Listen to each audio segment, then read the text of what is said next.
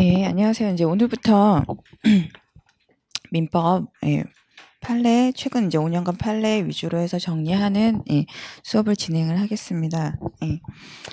일단은 그전 이제 뭐 지금도 이제 다른 코스 같은 경우에 있어서는 그 파이널 하면서 최신 판례 정리를 해주는데, 그때 이제 최신 판례를 보거나 그러면, 조금 그 회독수나 이런 부분이 좀 적을 수도 있고, 막판에 시간 없으니까 잘 못 보고 들어가는 경우가 있는데, 여러분 이제 뭐 시험 보신 분들은 아시겠지만, 최신 판례가 어쨌든 그 범위에 비해서는 좀 많이 나오는 부분이고, 그렇기 때문에 좀, 최신 판례 부분에서는 이제 기본적으로 득점을 하셔야 되는 부분이라서 저희는 이제 조금 일찍 정리를, 하기로 했어요. 그래서, 다만 지금 우리가 보는 이제 교재가 이제 4월까지, 올해 4월까지 있고, 아직 이제 뭐 6월까지가 이제 보통 이제 범위이긴 한데, 6월 부분은 이제 아직 안 나오고 그래서 그거는 여기 이제 앞에 설명되어 있는 것처럼 한 뭐 그 8월 말 첫 페이지 보면 8월 말쯤에 이제 나머지 6월까지 선고된 판례 추록으로 나온다 하니까 그 양을 보고 좀 추가적으로 설명이 필요하면 실전 때 이제 문제를 내거나 그러면서 문제 형태로 반영을 하거나 그래서 중요 판례들 있으면 그런 식으로 이제 추가 설명은 해드리겠습니다. 자, 민법부터 7회 지금 잡혀져 있죠. 그래서 한 300페이지 되는 거라 300페이지 좀 안 되는 걸로 이제 페이지가 있어서 뭐 40페이지 정도 평균적으로 나가면 될 것 같아요. 그리고 이제 내일부터 테스트는 이제 그 전날 범위에서 이제 테스트 나가고요. 그래서 내일부터는 6시부터 시험 있고, 자 이제 이 페이지 진행을 하겠습니다. 일단 신입책 같은 경우에는 객관식으로 나오는 부분이라서 결론 위주로 좀 보시면 될 것 같아요. 자 이제 첫 번째 판례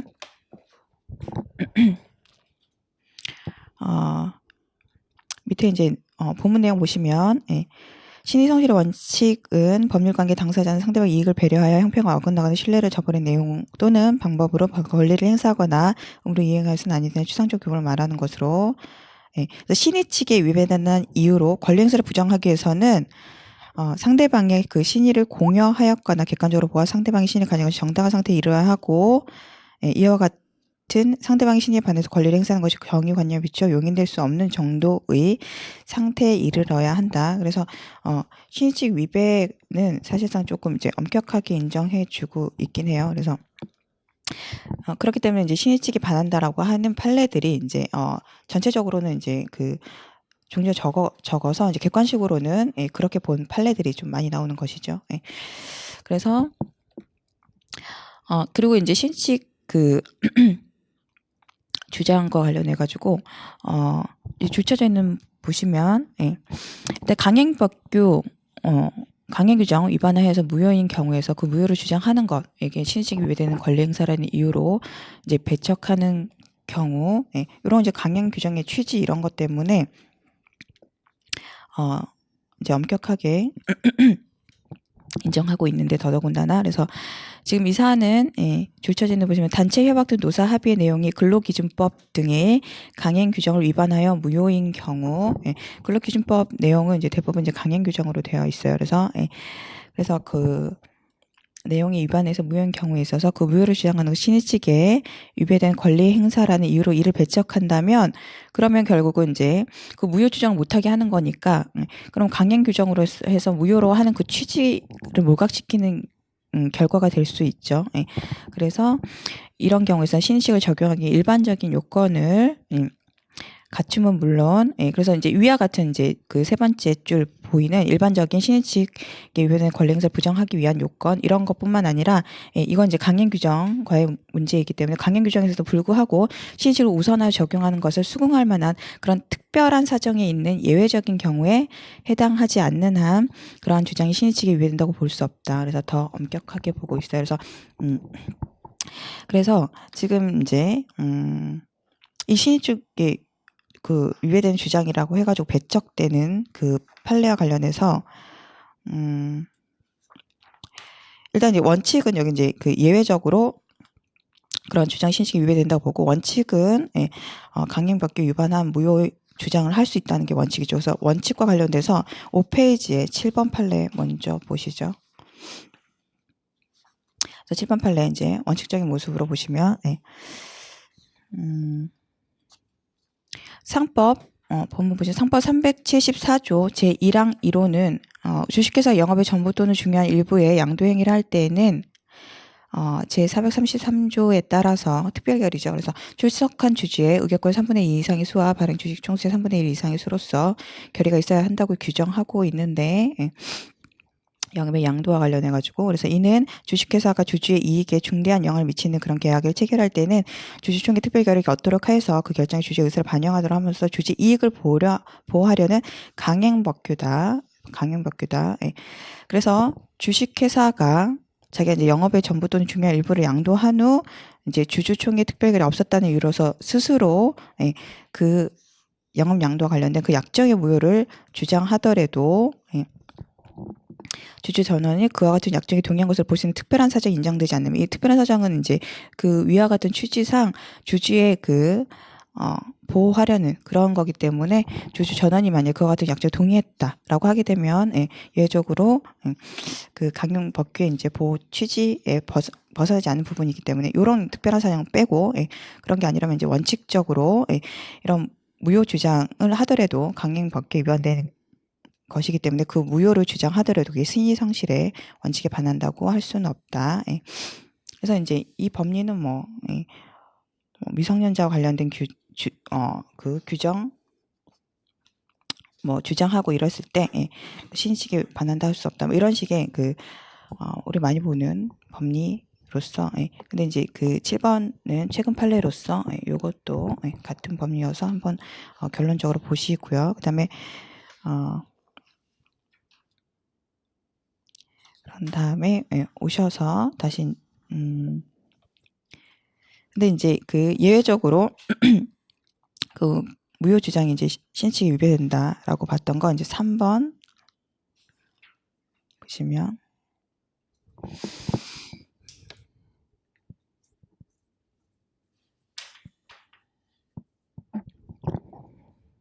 그 3번 일단 조금 보시면, 그 본문 보시면 공무원의 불법행위로 손해를 입은 피해자의 국가 배상 청구까지 소멸시 기간이 지났으나 국가가 소멸시 완성 주장과 신의성실의 원칙에 반한 권리남용으로 허용될 수 없어 배상 책임을 이행한 경우에는 소멸시 완성 주장의 권리남용에 해당하게 된 원인에 관련하여 죄송해요. 3번이 아니고 4번부터 4번이에요.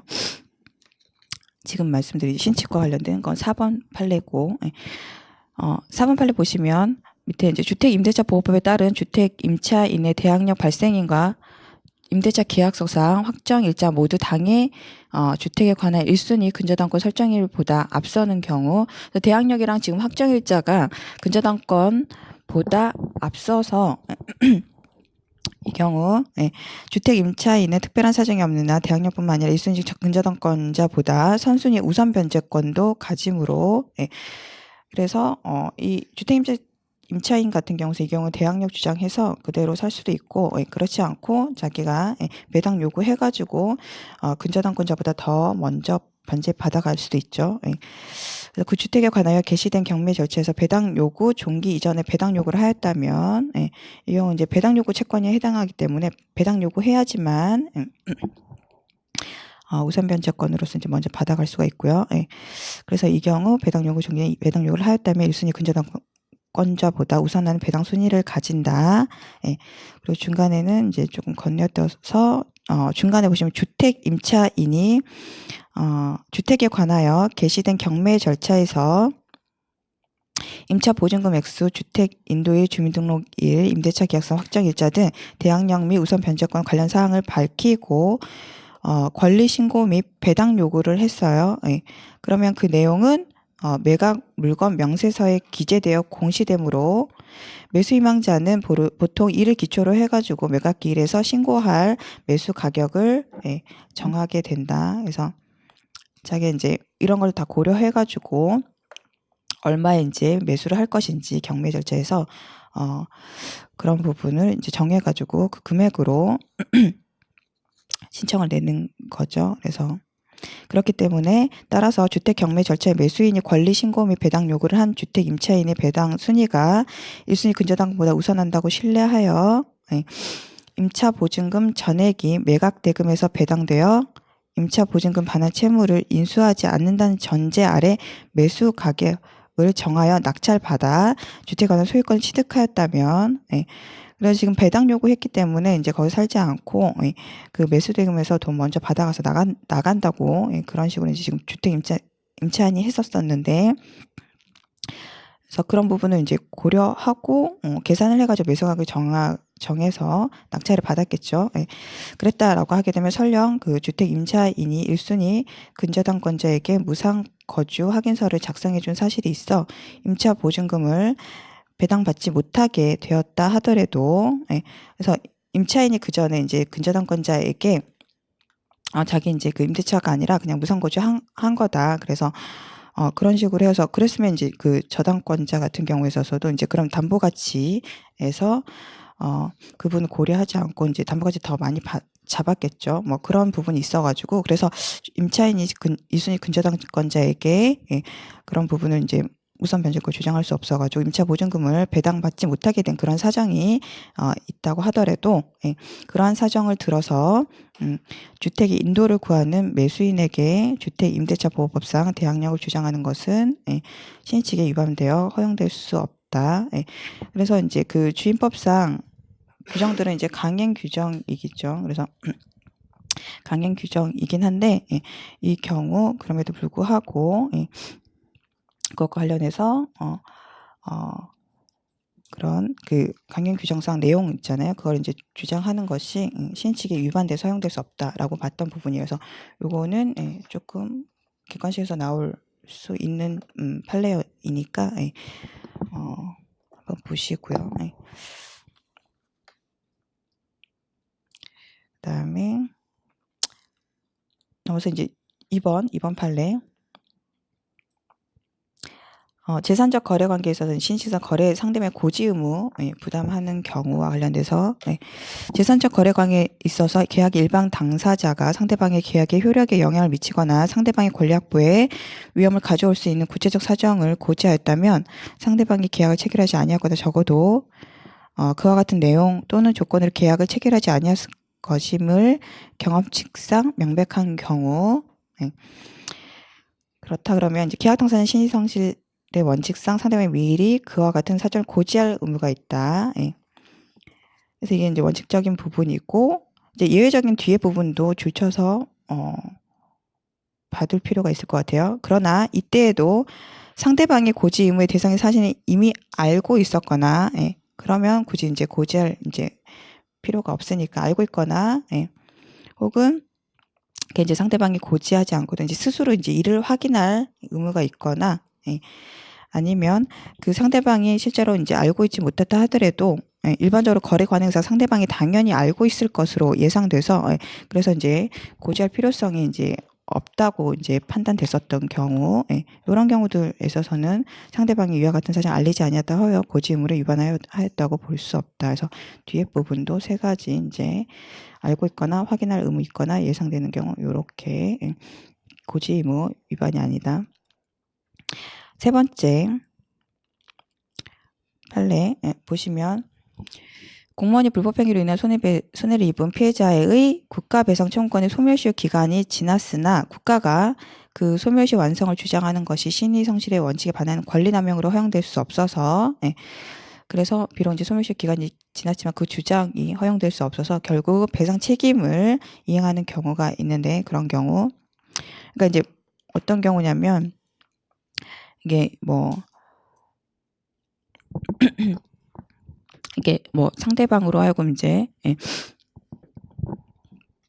그런 이제 권리 행사와 관련해서 방해를 했거나 이제 그럴 만한 이제 상황을 만들어 가지고 권리 행사를 할 수 없었던 그런 경우 그런 경우에 있어서는 그 기간 지났다 호에서 그 주장을 하는 것이 이제 권리남용으로 허용될 수 없다라고 하는 경우가 있는데, 그런 경우 그러면 이제 소멸시효 완성 주장이 권리남용에 해당하게 되는 원인과 관련하여 공무원이 원인이 되는 행위를 적극적으로 주도해야 되는 특별한 사정이 없는 한, 그런 특별한 사정이 없는 한, 그런 경우에 있어서 국가가 공무원에게 이제 구상권 행사하는 것, 예, 요거는 이제 신직상 허용되지 않는다라고 했고, 이게 어떤 사안이냐면 그 군대에서 이제 구타로 인해서 사망을 했어요. 그러니까 그런데 국가가 이제 조직적으로 그런 은폐를 해가지고 뭐 중대장이 그 구타를 한 그 사람한테 이제 입 닫고 있으라고 그런 거죠. 그래서 이 구타해서 사망한 걸 갖다가 이제 심장마비로 사망한 것으로 이제 은폐해가지고 그렇게 처리한 그런 사안이에요. 그래서 그게 이제 그런 중대장이나 이런 사람들이 그 구타를 한 그 이제 구상권 관련해서 피고인 이 사람한테 그렇게 이제 국가가 이제 조직적으로 지시했고, 이게 이제 상명하복 관계에 있으니까 그거를 이제 거부하는 게 어려운 상황이어서 그런 경우라고 하게 되면 그러니까 이제 심장마비로 사망했다라고 했으니까 국가배상 청구권을 사실 피해자가 행사할 수가, 그렇게 이제 알고 있었으니까 그게 밝혀지기 전까지는 행사할 수가 없었겠죠. 그래가지고 그래서 소멸시효 기간 지나고 나서 이제 그런 사실이 나중에 이제 알려져가지고 국가배상 청구권을 행사했을 때 그런 경우 이제 일단 국가의 소멸시효 완성 주장 배척했고요. 신칙에 반하는 것으로. 그리고 이제 구상과 관련해서 이런 경우 그런 그 군인들에게 얘네가 이제 국가가 이제 주도적으로 이런 걸 지시했기 때문에 구상권 행사와 관련해서도 구상권도 원칙상 이런 경우에 있어서는 허용되지 않는다라고 했고요. 그래서 이게 이제 특별한 사정이 없는 거죠. 이런 경우 이 해당하는 그 구타한 걔네들이 이 소멸시효 완성주의 권리남용에 해당하는 그 원인행위, 그건 이제 국가가 은폐한 것이기 때문에 거기에 얘가 적극적으로 주도한 것이 아니고 국가가 주도한 것이기 때문에 그런 특별한 사정이 없고, 그래서 이 경우 구상권 행사 신칙상 허용되지 않는다고 배척한 사안이에요. 그 다음에 넘어가서 5번 판례.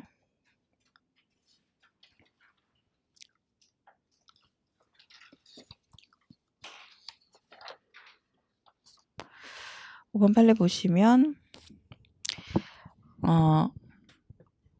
제목 위에 보시면 확정 판결에 기한 강제 집행이 권리남용에 해당하기 위한 요건. 일단 확정 판결에 기한 강제 집행도 권리남용에 해당할 수가 있고요. 그리고 여기서 이제 뒷부분을 조금 주의해서 봐야 되는데, 이제 그런 경우 이제 강제 집행뿐만 아니라 이 판결금 채권을 피보전 채권으로 하는 다른 권리 행사 이런 것도 마찬가지로 안 된다라고 하는 거고요. 그래서 판결이 확정되면 기판력에서 대상이 된 청구권 존재가 확정이 되고 그 내용에 따라 집행력이 발생하고요. 다만 확정 판결에 의한 권리라도 신의조차 성실히 행사되어 그 판결에 기한 집행이 권리남용으로 되는 경우 허용되지 않으므로 집행 채무자는 그런 경우 구제소선으로서 이제 청구유예 소에서 집행의 배제를 구할 수 있다. 그래서 기판력 건드리지 않고 이제 집행력만 배제하는 형태의 그런 방법으로서는 청구유예소를 이제 제기를 해요. 그래서 변론 종결 후에 이제 생긴 사유 가지고 할 수 있는 것으로는 청구의 소에 의해서 그 권리 남용이라고 하는 주장을 해서 집행의 배제를 구할 수 있어요. 이처럼 확정 판결의 내용이 실체적 권리관계 배치되어 판결에 의한 집행이 권리남용에 해당되고 하기 위해서는 뭐 쭉 판결에 집행할 수 있는 것으로 확정된 권리의 성질 내용, 그 판결의 성립 경위, 뭐 이런 것들 재반 사정을 종합해 볼 때 이 확정 판결에 의한 집행이 현재 부당하고 상대방으로 하여금 집행을 수행하도록 하는 것이 정의에 반해 명백하여 사회생활상 용인할 수 없다고 인정되는 경우여야 한다.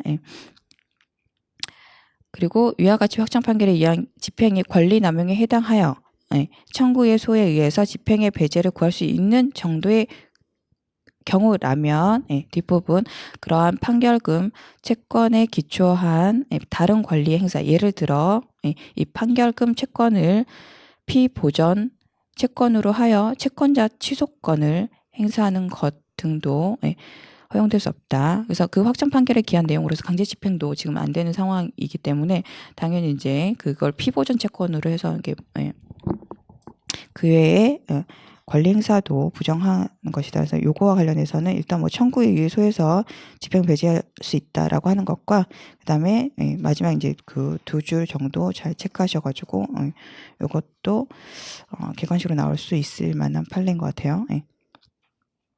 그다음에 6번.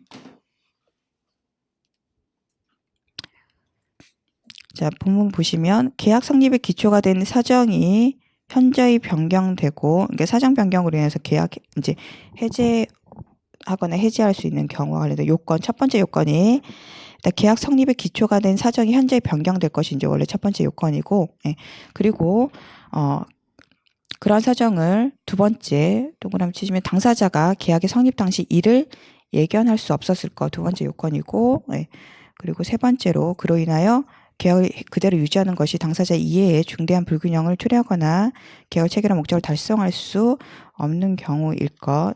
이런 이제 세 가지 요건을 갖춰졌다라고 하게 되면 계약 준수의 원칙의 예외로서 사정 변경을 이유로 계약을 해제하거나 해제할 수 있다.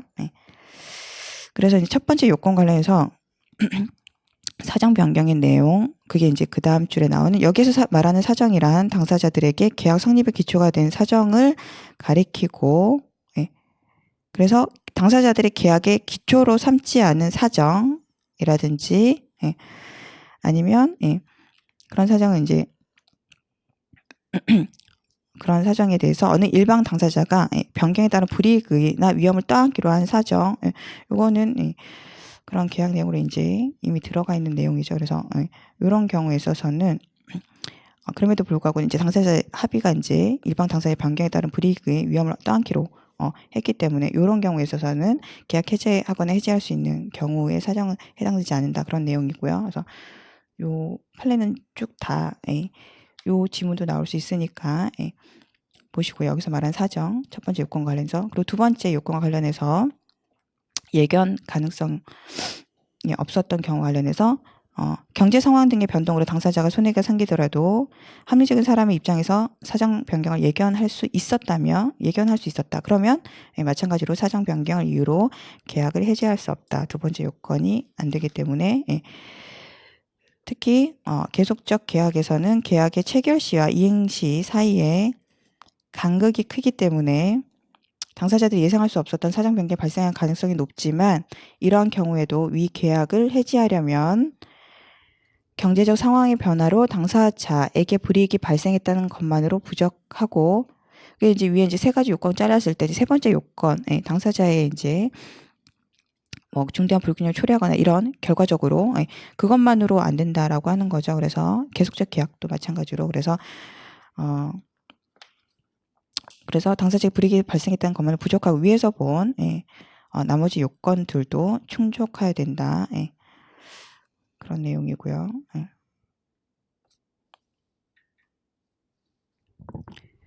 다음에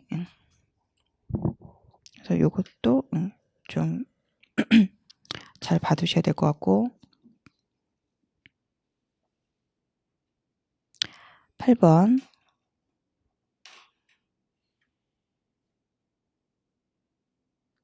이제 전압이라서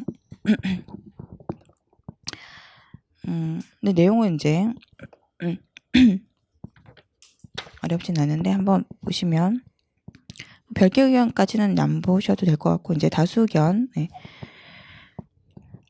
보시면 이제 변호사의 소송 위임 사무처리 보수에 관해서 변호사 의뢰 사이 약정이 있는 경우, 그래서 원칙적으로 약정 보수액 전부를 청구할 수 있는데, 다음 이제 여러 사정을 고려해가지고 뭐 사건 뭐 난이도라든지 뭐 소송물 가액 이런 거 같은 거 고려해가지고 약정 보수액이 부당하게 이제 과다하여 신칭이나 형평에 관한 관념에 반한다고 볼 만한 특별한 사정이 있다라고 하면, 그러니까 원칙적으로 약정 보수액 전부를 청구할 수 있지만, 이제 특별한 그 사정이 있는 경우에 있어서는 예외적으로 적당하다고 인정되는 범위 내의 보수액만을 청구할 수 있다.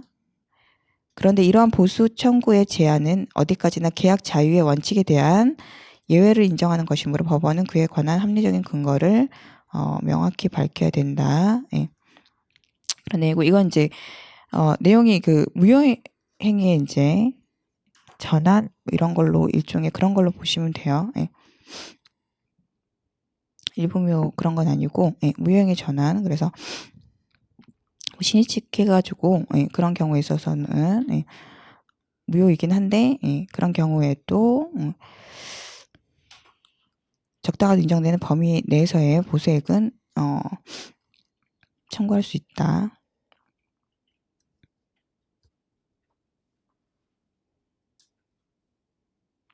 다음에 예, 넘어가서 이제 권리 주체 부분. 법인 부분도 이제 객관식으로 예, 만 조금 보시면 되고요. 대부분 예, 1번 판례 본문 보시면 첫 번째 준 재단법인은 정관의 재단법인의 자산에 관한 규정을 두고 재단법인 설립과 정관의 변경에는 주무관청의 허가를 얻어야 된다. 예. 그래서 주무관청의 허가를 얻은 정관 변경 이제 주무관청의 허가를 얻어야 되기 때문에 주무관청의 허가를 얻은 그 정관에 기재된 기본 재산의 처분 행위로 인하여 재단법인의 정관 기재 사항을 변경하여야 하는 경우에는 그래서 기본재산 처분 행위로 인해서 재단법인의 정관 기재 사항을 변경하는 경우에는 그에 관하여 주무관청의 허가를 얻어야 된다. 예. 그리고 이는 재단법인의 기본재산에 대해서 예. 강제 집행을 실시하는 경우에도 동일하다. 일단 예. 객관식 지문으로. 예. 그래서 이제 강제 집행을 당하는 그런 경우에 있어서도 결국은 이제 그 기본 재산과 관련해서 변동이 있는 경우이기 때문에 예, 정관 변경 기재 사안이고 이것도 마찬가지로 주무관청 허가를 얻어야 되는 사안이다. 예, 다만 이제 여기서 이 주무관청의 허가는 반드시 사전에 얻어야 하는 것은 아니다. 그래서 주무관청의 허가는 반드시 사전에 얻어야 된다. 이러면 이제 틀린 질문으로 되겠죠. 예.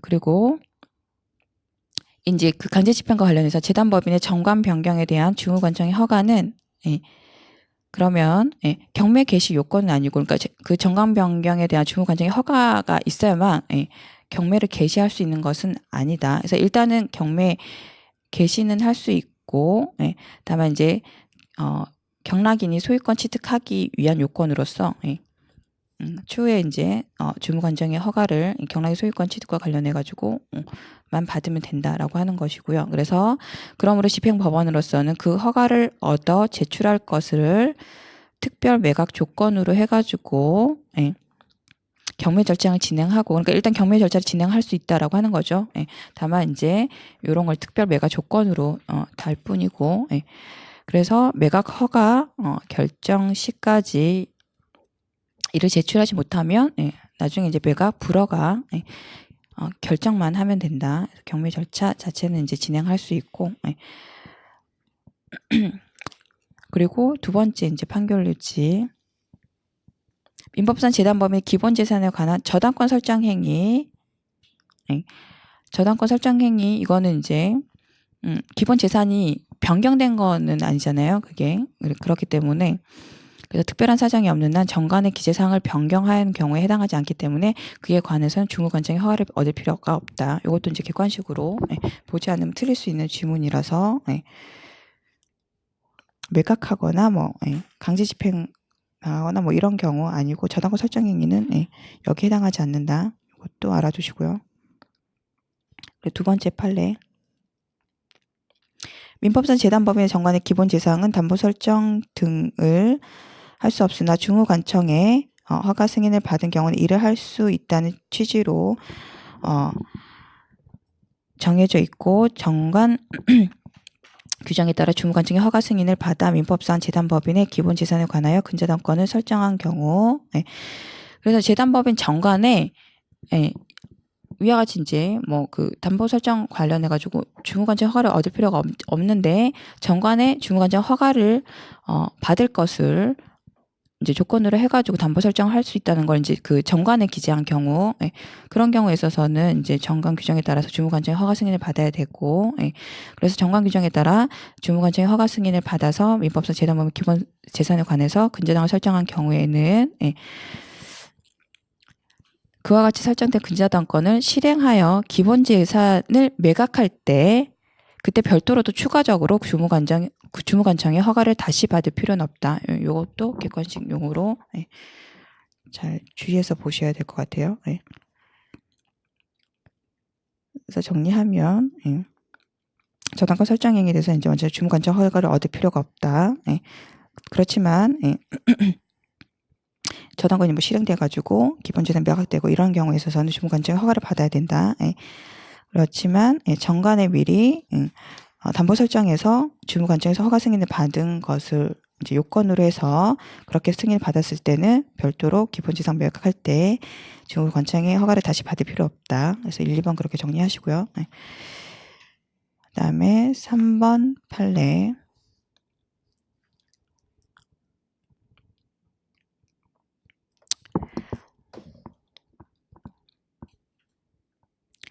어, 1번 판결일지 1번 보시면 민법 58조 1항은 민법상 법인의 사무 집행은 이사가 하도록 규정하고 있고 만약에 의사가 수인인 경우에 있어서는 이사의 과반수로서 결정하고 다만 이제 그 사무집행과 관련해서 이사의 과반수가 아니고 이제 정관에 다른 규정이 있으면 이에 따르도록 규정하고 있다.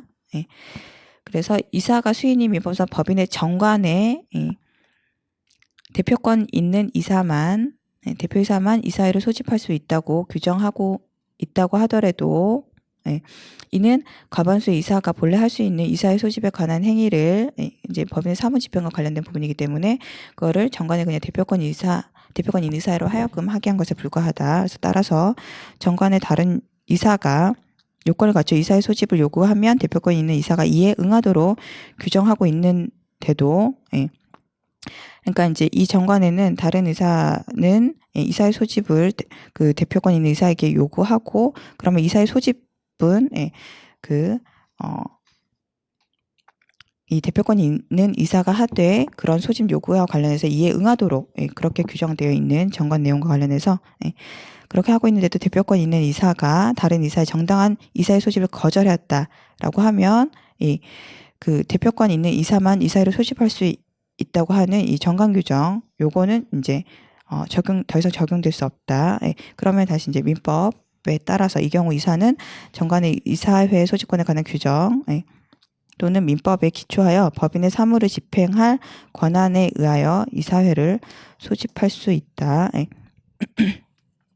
그래서 그런 정관 내용은 다른 의사가 요건을 갖춰가지고 소집했을 때는 정당한 이제 이유 없이 이제 거절할 수 없고 그런 경우에 있어서 이제 소집만 그 대표이사가 하는 그런 내용으로 규정되어 있는 것으로 보기 때문에 그 전제가 이제 적용될 수 없는 상황이라고 하게 되면 다른 의사도 이 법인의 사무집행과 관련된 부분이기 때문에 그래서 다른 의사 뭐 이런 수인이라고 하면 이사의 과반수 뭐 이렇게 해가지고 위 민법상 규정에 기해서 이사회에 소집할 수 있다 그런 내용이고요. 그래서 두 번째 민법상 법인의 필수 기관이 아닌 이사회는 이사가 사무집행 권한에 의해 소집하는 것이므로 위와 같이 그래서 과반수에 미치지 못하는 이사는 특별한 사정이 없는 한 우리 이제 위에 봤듯이 과반수로서 이제 결정할 수 있다라고 했기 때문에 그래서 과반수에 미치지 못하는 이사는 특별한 사정이 없는 한 민법 58조 2항에 의해 반하여 이사회를 소집할 수 없다. 반면 과반수에 미치지 못하는 이사가 정관의 특별한 규정에 근거하여 이사회를 소집하거나 과반수의 이사가 58조 2항에 근거하여 이사회를 소집하는 경우에는 그러니까 앞에 이제 민법상 규정은 아니고 정관에 이제 과반수가 아니더라도 이사회를 소집할 수 있도록 뭐 규정이 되어 있거나 그러면 이제 정관에 기해서 할 수 있으니까 그러거나 아니면 이제 58조 2항에 이제 맞춰가지고 기준에 맞춰서 과반수 이사가 했거나 이런 경우에 있어서는 당연히 이제 본래적 사무집행권에 기초한 것이기 때문에 이사회를 소집할 수 있고 그 앞에 보시면 이 경우에 법원의 허가를 따로 받을 필요는 없다. 그래서 법원의 민법상 법원의 이사회 소집 허가 법리상 근거가 없고 이사회 결의 효력에 관해서 문제가 이제 생겼을 때 그때 적법 여부만 판단했을 뿐이지 이사회 소집 그 단계에서 법원의 허가를 받을 필요 없다라고 하는 것이고요. 그래서 정관 내지 이제 민법 58조 2항에 근거해서 이사회 소집하면 되는 것이다. 그런 내용이고요. 그 다음에 세 번째 이제 판결 요지는 이제 그 민법 70조 3항의 내용인데 사단법인에서 총회 있잖아요. 그러니까 이게 이제 이사회 지금 문제되는 건 이제 이사회인데 그 사단법인 그 총회와 관련해 가지고 사단법인의 소수 사원이 이사에게 요건을 갖춰 임시 총회 소집을 요구했으나 2주간 내에 이사가 총회 소집을 절차를 밟지 않은 경우에는 여기서 이제 법원의 허가를 얻어 임시 총회를 소집할 수 있도록 규정한 70조 3항은 요 규정을 가지고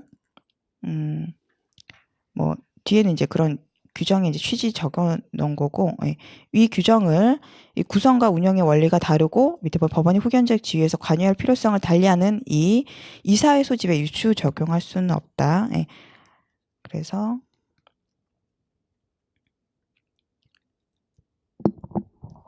이제 정리하면 과반수 이사면 민법에 기해서 과반수가 아니더라도 정관에 할 수 있다라고 하는 경우에는 법원의 허가 필요 없이 이사회에 소집할 수 있고, 만약에 이제 그런 정관 규정도 없고, 그리고 지금 과반수 이사가 아니다라고 하게 되면 이사회 소집할 수 없고, 그때 이제 밑에 3번 판결처럼 그 총회에서 소수 사원이 총회에서 법원의 허가를 얻어서 소집할 수 있도록 규정한 거, 그러면 이걸 이제 유추 적용해가지고 얘네들이 할 수 있는지 그건 적용하지 않는다라고 하는 거예요. 그래서 결국은 이사회 소집과 관련해서는 이렇게 법원 허가를 얻어서 소집할 수 있는 그 조항이 적용되지 않아서 결국은 그 요건을 갖추지 못하면 이사회 소집과 관련해서 법원 허가받아서 할 수 없다라고 하는 거, 그런 내용으로 이제 정리하시면 돼요.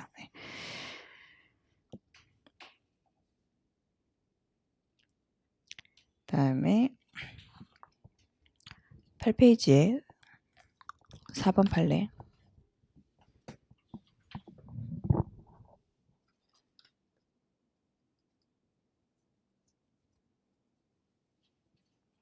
사본판은 별로 이제 중요하진 않아서 이제 가볍게 조금 읽고 넘어갈게요. 법인의 정관에서 이사들 중 대표권이 전속된 이사장이나 그 직무 대행자인 부이사장을 법인의 회원이나 대의원으로 이루어진 총회에서 선출하도록 정하였고, 이러한 대표권이 전속된 이사장이나 그 직무 대행자로 정한 부이사장이 없거나 결혼이 있으며 이로 인하여 손해가 생길 염려가 있는 때에는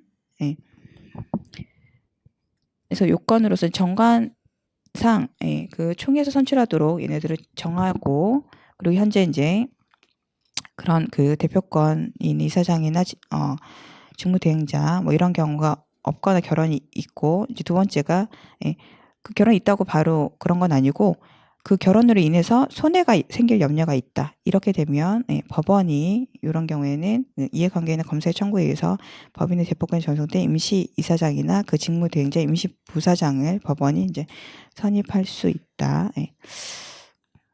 가볍게 보시고요. 그다음에 5번 판례. 5번 판례도 그렇게 중요하진 않아서 결론만 보시면 이제 한국교직원 공제회에서는 그 법에서 정하는 거 제외하고는 이제 사단법인에 관한 규정을 준용하고, 그리고 이사장은 그 사단법인에 이제 이사와 이제 지위 비슷한 지위에 있어가지고 선량한 관리자의 주의 의무를 진다, 그런 내용이고, 그 의무 게을리하면 이제 손해배상 책임이 있다. 그래서 이제 그 공제이사 같은 경우는 그 회원 부담금으로 조성된 기금을 운용해가지고 투자하는 업무를 통할하면서 쭉 보시면 그 공제 이익이나 사업 목적에 부합하는지 판단해서 투자를 결정할 상관주의 의무가 있고, 그러한 의무를 이제 게을리하여 투자해가지고 손해 입혔다라고 하면 배상 책임이 있다. 그런 내용이고요. 그 다음에 법인의 목적 사업 수행에 영향을 미칠 정도로 법인의 사회적 명성 신용을 훼손해서 법인의 사회적 평가가 침해됐다라고 하게 되면 그 법인에 대해서도 이제 불법행위 책임을 진다, 그런 내용이고, 그 다음에 9페이지.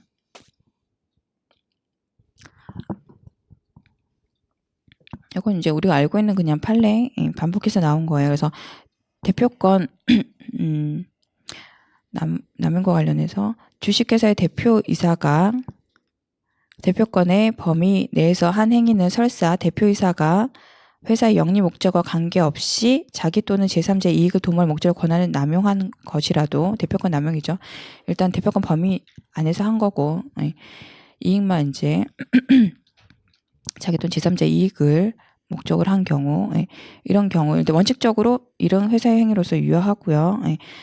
그러나 행위의 상대방이 그와 같은 정을 알았던 경우에는 그로 인하여 취득한 권리를 회사에 대해서 주장하는 것이 신의칙에 반하므로 회사는 상대방의 악의를 입증하여 행위 효과를 부인할 수 있다. 그래서 대리권 남용 같은 경우에 있어서는 주 판례가 107조 단서 유추 적용 설이고, 근데 대표권 남용과 관련해서는 그와 같은 이제 입장을 취한 판례도 있고, 지금 이제 이와 같이 상대방이 알았던 경우 이제 신의칙에 반해가지고 그런 주장을 할 수 없다라고 하는 대표권 관련해서는 이런 판례도 있어요. 대표권 관련해서는 이제 두 가지 이제 판례가 있고요. 그래서 다만 이제 이런 경우 이제 선이 추정되기 때문에 회사 쪽에서 상대방의 이제 악의를 입증해가지고 행위 효과를 부인할 수 있다. 그래서 대표권 판례에서는 107조 그 단서 그거 아니더라도 이런 판례도 있으니까 틀린 질문 아니에요.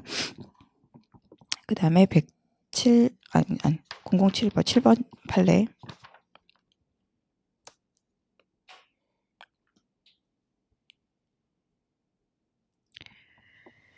자, 판결유지 1번. 고유 의미의 종중이란 공동선조의 분모, 수요와 제사, 종언, 상호와 신목 등을 목적으로 하는 기호가 이제 자연 발생적인 게 이제 다른 그 비법인 사단과 다른 점이죠. 자연 발생적이다. 그래서 다른 그 비법인 사단과 다르게 이제 특별한 조직 행위를 필요로 하는 것은 아니다. 종중만의 이제 특색이긴 하죠. 그래서 특별한 조직 행위를 필요하는 것이 아니고 공동 선조의 후손은 그 의사 관계없이 그리고 성년이 되면이에요. 그래서 뭐 틀린 질문들 뭐 태어나자마자 이런 건 아니고 성년이 되고 그럼 남녀 상관없이 성년이 되면 당연히 그 구성원이 되는 것이며, 그래서 그중 일부 종원은 임의로 그 종원에서 배제할 수 없다. 그렇기 때문에 이제 공동선조의 후손 중 특정 범위 내의 자들만 구성된 종중은 이 고유 의미의 종중은 아니에요. 그래서 있을 수 없으므로 만일 공동선조의 후손 중 특정 범위 내 종원으로만 조직체를 구성하여 활동하고 있다면 이는 본래의 의미의 종중으로 볼 수 없고, 다만 이 경우 종중 유사의 권리 능력 없는 사단이 될 수 있을 뿐이다. 그래서 이 경우에도 이제 비법인 사단으로서의 성질을 지닐 수 있다. 그리고 나중에 소송하시면 종중 소송 조금 많이 있는데 대부분 제가 봤을 때 종중 유사의 그런 이제 권리 능력 없는 사단인 경우가 많아요. 왜냐면 이제 종원 누락되는 경우가 되게 많거든요. 나중에 보면. 그래서 그 성격을 밝히라고 해요. 소송에서. 이게 정말 종중이 맞는 것인지 뭐 이런 거에 따라서. 그래서 종중 유사의 이 권리 능력 없는 사단이 훨씬 더 많다. 실제로는.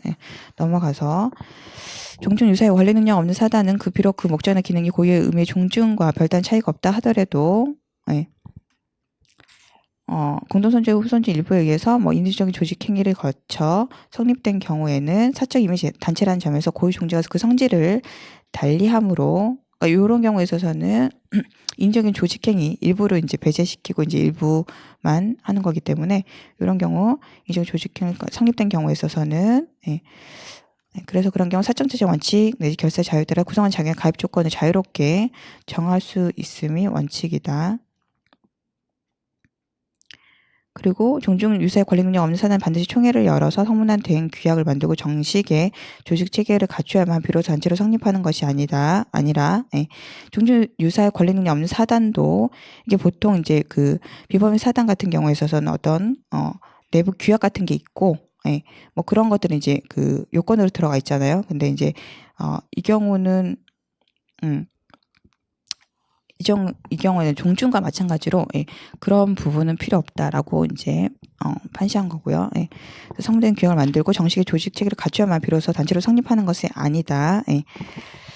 그래서 실질적으로 공동 목적을 달성하기 위해서 공동 재산을 형성하고 이를 주도하는 사람을 중심으로 계속적인 사회 활동을 하여 온 경우에 이미 그 무렵부터 단체로서의 실체가 존재한다고 하여야 된다. 그리고 그렇게 이제 공동으로 이해 수행하여 오던 일단 사람들이 어느 시점에 비로소 뭐 창립총회를 열어 조직체로 실제를 갖추었다면 그 실제로서 조직을 갖추기 이전부터 행한 행위나 그때까지 형성한 재산은 다른 특별한 사정이 없는 한 모두 이 사회적 실제로서의 조직에 귀속되는 것이 봄이 타당하다. 예. 그래서 요 경우 종중 유사 단체 이런 경우에 있어서 어떤 권리가 있고 그게 이 종중 유사의 권리 능력 없는 사단에 귀속돼야 된다고 주장하는 경우, 그러려면 이제 이런 권리는 그 권리 주체가 있어야 되는 거잖아요. 그 권리를 가지는 주체가 있어야 되기 때문에 이 우선 권리 귀속에 근거가 되는 법률이나 사실관계 등이 발생할 당시에 종중 유사 단체가 성립하여 존재하는 사실을 증명하여야 되고, 그다음에 이제 그 권리가 귀속된 근거가 법률행위 등의 법률 요건을 갖춰졌다는 사실 증명해야 된다. 그러니까 이제 권리 귀속시키는 그 당시에 이런 종중 유사 단체가 성립해서 존재는 해야 된다라고 하는 거고, 위에 이제 그런 판결 외지 3번처럼 다만 이런 경우에 있어서 그 성립해 존재한다라고 하는 거는 그 반드시 규약이나 뭐 이런 걸로 기준을 하는 것은 아니다라고 하는 거고요.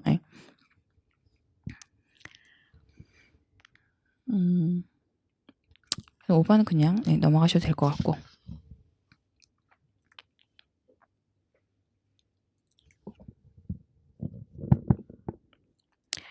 그다음에 8번. 종중총회는 특별한 사정이 없는 족보에 의하여 소집 통지 대상이 되는 종중원의 범위를 확정한 후 국내에 거주하고 소재가 분명하게 통지가 가능한 모든 종중원에 개별적으로 소집 통지를 함으로써 각자가 회의와 토의 및 의결에 참가할 수 있는 기회를 주어야 하고, 일부 종중원에게 소집 통지를 결의한 채 개최된 종중총회는 결의는 효력이 없다. 그래서 일부 종중원에게 소집 통지를 결의한 개최된 종중총회 결의는 효력이 없다. 다만 예적으로 그러한 소집 통지를 안 했다 하더라도 종중의 규약이나 뭐 계속적 관례에 의해서 종중원이 매년 일정한 일시에 일정한 장소에서 정기적으로 회합을 하여 종중의 대소사를 처리하기로 미리 정해져 있는 경우, 그럼 개별 이런 소집 통지를 하지 않아도 된다라고 하는 이제 예외적인 경우예요. 그래서 따로 소집 통지나 의결 사항을 통지하지 않았다 하여 그 종중 총회를 결의를 무효라고 할 수는 없다.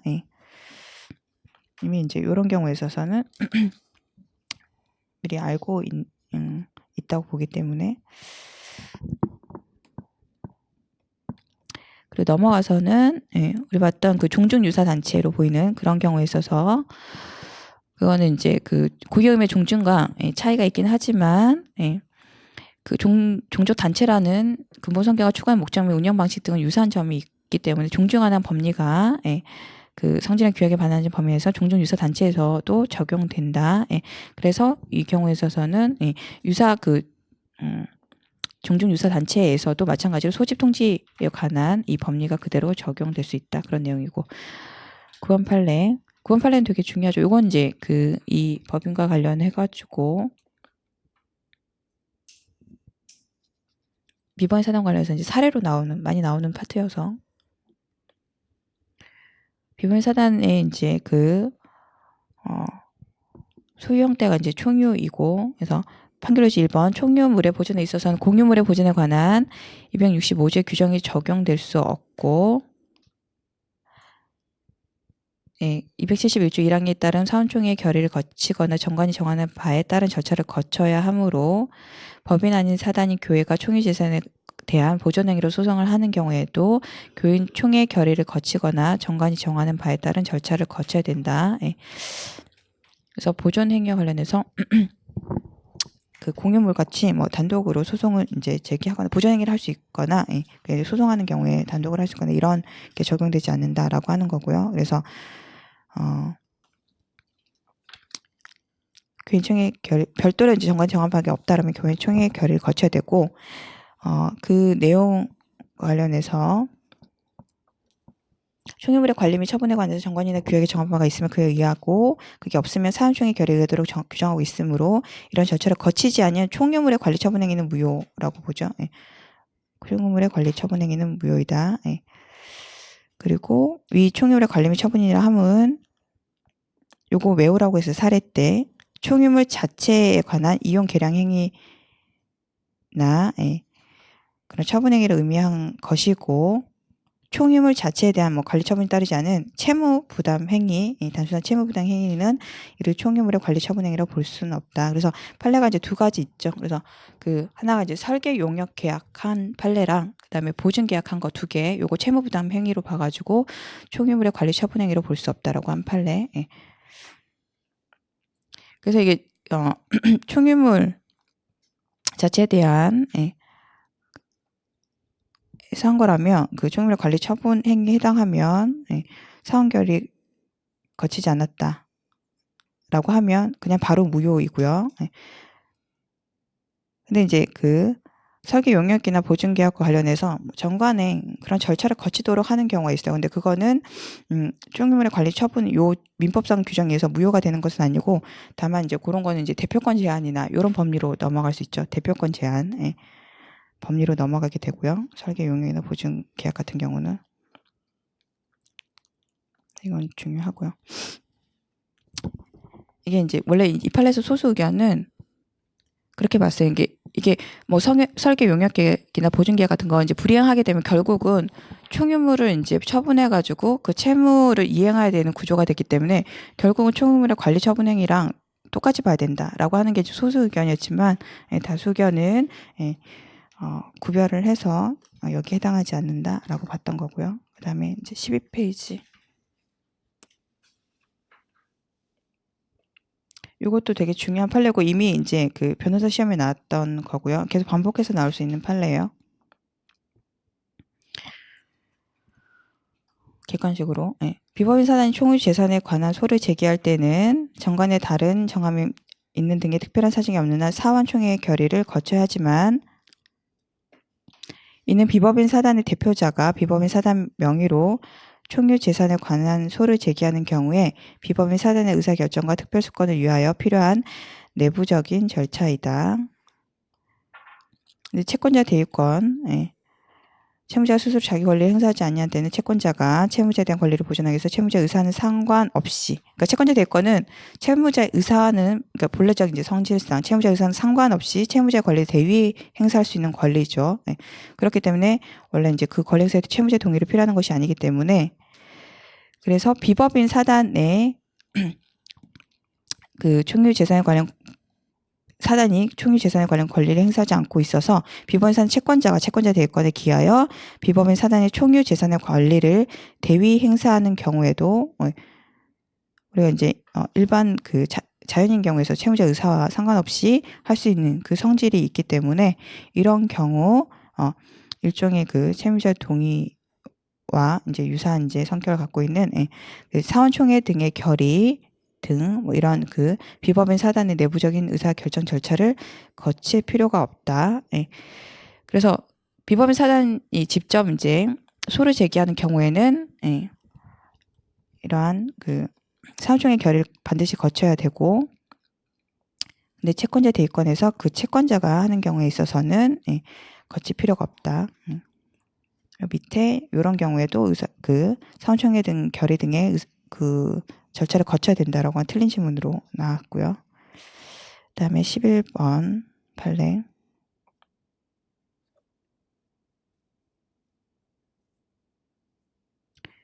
판결일지 1번 종중 관련 세 번째 줄 종중 재산의 분배에 관하여 종중 총회 결의 내용이 현저하게 불공정하거나 선량 풍속 기타 사회 질서에 반하여 사회적 타당성을 결한 경우에는 그 결의는 뭐 103조 104조 위반으로서 무효가 될 수 있다. 그런 내용이고요. 그리고 밑에 종중의 임원은 종중 규약, 종중 결의에 따라야 하면 물론 상관주의 의무 있다. 이거는 별로 중요하지 않으니까 가볍게 보시고요. 지금 시계가 없어가지고 몇 시인지 모르겠는데 지금 8시 20분. 그러면 여기 1시간 했으니까 여기까지 하고 14페이지부터 10분 쉬었다가 나머지 진행하겠습니다.